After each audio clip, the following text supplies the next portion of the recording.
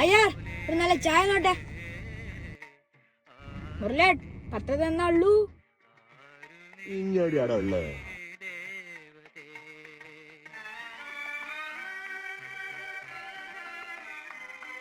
മുരളേ എനിക്കെന്താ വേണോ?